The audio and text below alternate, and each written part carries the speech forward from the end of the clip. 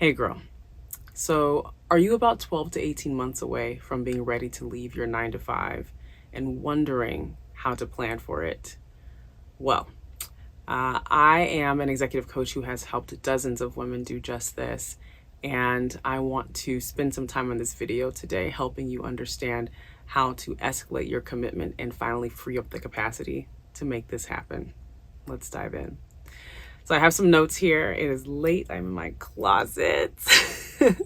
But I've made a commitment to show up for this topic because it has come up really over the years of me coaching over the past decade. This is one of the most common challenges that women face who are leaving, high powered positions, careers that they have fought tooth and nail to build, and being ready to do something new, to step into a whole new professional identity. And so I want to normalize that this can be a really confusing time, a challenging experience, and that there is a way forward, okay? So the first point that I want to make is around the fact that, and I've spoken about this at length, actually I'll link this in the show notes in another video, but you have to have the end in mind.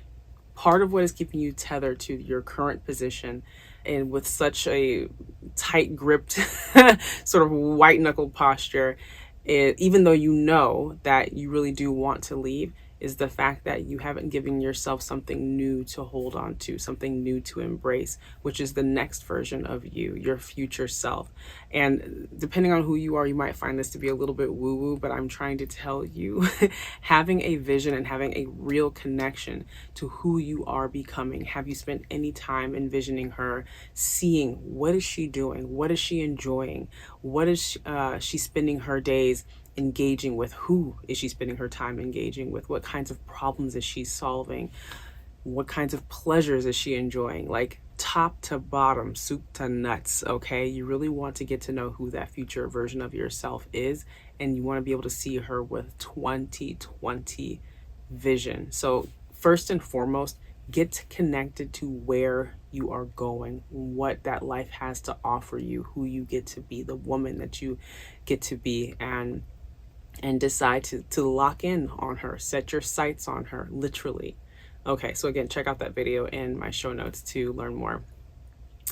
So once we have a sense of, who this person is and what we're building towards on her behalf, you want to actually begin this process of separating yourself from your current obligations and responsibilities by looking for some low-hanging fruit, okay? So when I say low-hanging fruit, the sets of committees that you have maybe been roped into joining, the additional projects, the special side projects. This could also be volunteer things that, felt good for a season, and maybe you still do feel very aligned with the work. But in this particular season, you need to win some of that capacity back so that you can make sure that you are focused on your highest goal, because you have now entered into a transition season. Once you lock in on that future self, you're in a new season of moving towards her and becoming more like her every day. And so if she needs you to free up your time to build the skills, for instance, so that you can begin to do the work that she does, that she's going to be spending her time doing in the future, where is that capacity going to come from? So this can feel like a tall order, again, especially if you have been, ingrained in an industry or in a company or in an organization with a set of expectations that have been placed on you and your title and your personality. People know you as being the person who can pull things off, who can pull things together, who can gather the room, who can bring unique insights. You have a lot to offer, so you get pulled into a lot of stuff, and that is fine. But as you are thinking through, okay, what are the things that I have laid out in front of me? What are all of these obligations that I have? I want you to zero in on the one that would be a text message away from you exiting, right? And this might be such a small commitment that you've made. Hey, I said I was going to be the one that would put together this very low lift, low stakes coffee chat or something that's a part of our organizational practice. Or I was going to be the one who did the meet and greets for this and that. Something where it's somebody else can easily step in. This is not super high stakes. And I literally just need to text somebody I need to text my partner, my supervisor, the person who's overseeing this, whoever it is that is the right person. If this is like I can shoot them a Slack and either conduct my exit very swiftly over that Slack, or if it's just like, hey, can we grab some time in the next couple of days? I've got some slots open, Monday afternoon, Tuesday morning. I want to talk to you. I want to go over a couple of things. And then you can make it happen live in that meeting. I just really encourage you to look for that low hanging fruit where you can make a swift and easeful exit on low stakes things, low stakes commitments that you've maybe made, so that you can begin to build that sort of momentum, that snowball effect that will get you into the motion, right, of pruning and realigning your activities with your vision for yourself. So, number 2, the next step that you want to take is considering not just what are the things that I can leave like wholesale. I am no longer a part of this group. I am no longer responsible for, this sphere of activities. Sometimes it is like, well, I am committed to my 9 to 5 for the next 12 months, for the next 18 months. And I have some core work streams that I am responsible for, some projects that I will be a part of, that I am pushing forward, some responsibilities that I'm going to be wearing that hat. It's about now taking a little more of a fine-tooth comb and assessing, well, where is it within these obligations? Where is it within these specific sets of responsibilities that maybe is not the most high leverage use of my time? So while I will still take, my leadership and the ownership that I have within these roles seriously, part of how I am considering what I do next is all about, well, where am I most effective? How can I create some new efficiencies here and set some new expectations with those involved? So it might be, hey, this project has required me to go to like 4 different meetings on an almost weekly basis, and these meetings have no end in sight. What I'm recognizing is that there is at least 1 or maybe 2 of these meetings that I no longer need to attend or no longer need to attend in person. It's about pruning, and recognizing that it is a very easeful conversation to have with those who are in charge, when you can make a clear case as for what you can do with that additional capacity given back, and that you want to be someone who's actually able to contribute in a meaningful way in the room, and that this is not actually the best way to contribute to the highest goals, and tying them to the specific goals, the highest goals of said project or initiative or work stream. Why is it of benefit to that top goal or those top goals for you to refocus your time, to sort of reconfigure things so that you're a little more focused? Okay. And so think about peripheral tasks that are not core to you actually achieving your goals, that you can reconfigure or pull back from and communicate accordingly. The worst that can happen is maybe you don't get 100% of what it is that you're trying to pull back from, but you might get, 15, 20, 30% of the way there, where something gets reduced, right? Where it's like, okay, well, maybe I'm no longer taking the notes, and now we're looking towards an intern or somebody who will be happy to be able to attend the meeting and take the notes. And so that's one less thing that you have to do. But look for those cracks and crevices where you are leaking energy and mind share that you want to reclaim for yourself. All of that stuff counts. Consider those thoughts that may come up for you and say, well, I can do it. I'm used to doing it. It's kind of second nature for me to do it. And be honest with the fact that, when you look back over it, in a more cumulative manner, that it adds up and it is a drain. It is a drain on your energy and your time. And again, we are focused on the highest priorities. First, for your life and your goals. And then second, how do we tell that story as to how it ties to what's going on with your organization? Okay.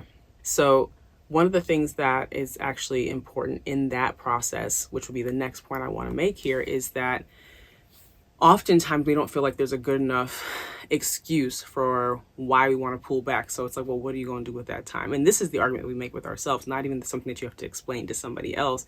It's, I haven't actually decided for myself where I'm going to reinvest in myself. I haven't decided to commit to taking the class or beginning to focus on my health, getting back into the workout classes, the gym, the Peloton, like whatever the things that whatever the things are that actually bring you closer to experiencing, not only in a professional or academic or, not only the cerebral things that are going to matter for your future self, the woman that you are just, studying to become and learning on her behalf, but also that you get to experience and give to yourself, that you get to receive the health that you get to experience, the joy, the creativity, the pleasure, right? One of the things actually that I like to share is about my free masterclass called the Self-Investment Blueprint. I'll put the link in the show notes if it's something that you are wanting to have some structured framework around thinking. So like, I'm not the kind of person maybe, or I haven't been for a long time, who really takes the time to invest in myself just for me, not for the sake of my profession, my family, my team. It's always for someone else. How can you begin to think differently about what you give to yourself, again, on behalf of that future that you're building towards? So again, I'll link that in the show notes, and I'm sorry, I'm just getting used to saying this on YouTube. I will link that in the description below, in the description box. Okay. So once you've freed up that space and you've begun to ask yourself and respond to like, okay, where am I reinvesting, and beginning to do some of that work, one of the things that you are likely going to encounter is some kind of like last line resistance, because it can be really common to have mustered up the courage to carve away a couple of things and to say no, or to pull out of, or whatever it is, and then to be hit with like, oh, I feel really bad because now I'm maybe watching some other people do work that used to be on my plate, or I feel maybe even some FOMO, where it's just like, I can see how I can contribute, or I see how when I've left now things don't function quite as well, or things are maybe kind of even falling apart. And sometimes we will mistake work that we were a part of and that we made better as being a part of our core legacy, when our core legacy is calling to us from the future. The legacy that we are building, that we will be leaving behind is it has a target, it has a trajectory, it has a path, it has a direction. And so one of the things that you can begin to institute as a practice for yourself is, as those feelings arise, when you start to feel like the pull, the urge to go back, and then maybe I can like give a few hours. I'm fine to, okay, I'll take the additional meeting just this one time, or I'll go to the meeting for 30 minutes instead of the full hour, even though I could like completely just take this off my calendar. You keep, what's the word, seceding, ground, and you're working yourself out of your future. Ask yourself, what will future me thank me for? What's she gonna thank me for? The things that I sacrificed for her, sure. The things I poured myself into to grow myself, to develop myself, sure. Also the things I said no to, the things I stopped spending my time doing, the commitments that I stopped making that were not aligned with my highest goals, the future state of freedom, of independence, of expression, of problem solving, like the impact that you want to have on the world. Whatever those things are, what's she going to thank you for that you're doing today? And take a second and assess those feelings, those urges to be pulled back into stuff that you should not be doing anymore. And let that wash over you for a second, okay? Nothing is foolproof, but I have found that this really does stop my clients from like making sort of rash decisions. It can slow you down long enough to give you the opportunity to get above the fray, to get above the guilt, and to make a decision from a more embodied and empowered place. Each step that you take now is truly a gift to her, which is a gift to you, the you that you get to discover as you walk this path. And I hope that this video is something that feels like a stepping stone that you need to continue to move forward. So thank you as always for tuning in. I really hope that this serves, and I will talk to you next time.